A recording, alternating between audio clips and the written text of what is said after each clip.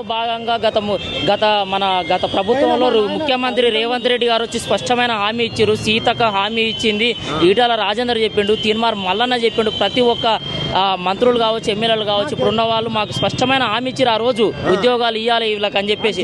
కానీ ఈ రోజు ఆ జీవో ఇచ్చినప్పుడు ఈ పొంగులేటి శ్రీనివాసరెడ్డి బీఆర్ఎస్లోనే ఉన్నాడు. ఇప్పుడు కాంగ్రెస్కి వచ్చిండు. ఆయన హయాంలోనే జీవో వచ్చింది. ఇప్పుడు ఆయన హయాంలోనే మాకు ఈ జీవో ఇంప్లిమెంట్ కావాలి. అయినా కానీ మొండి వైఖరితో మమ్మల్ని నిర్లక్ష్యం చేస్తున్నాడు. ఏది ప్రజాపాలన? ఇదే నా ప్రజా పరిపాలన. కొట్లాడి తెచ్చుకున్న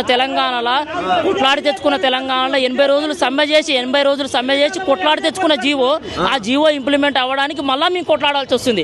ఆల్రెడీ 70% ఇంప్లిమెంట్ అయిన జీవో ఇది.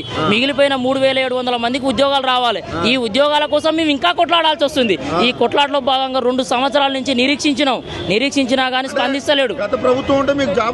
100% వచ్చు, కానీ మేము 100% వచ్చు. మా ఉదాహరణ మీరు చెప్పిన దానికి ఒకటే చెప్తున్నా.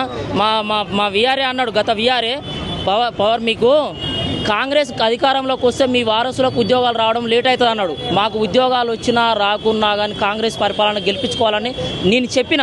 కానీ మా ఓడు చెప్పింది ఈరోజు అక్షర సత్యం అవుతుంది. కానీ ఈరోజు ఇదే పొంగులేటి శ్రీనివాసరెడ్డి ఇంటికి పోయి మేము ధర్నా చేయడానికైనా 4000 మంది సిద్ధంగా ఉన్నాం. ఏది ప్రజా పరిపాలన?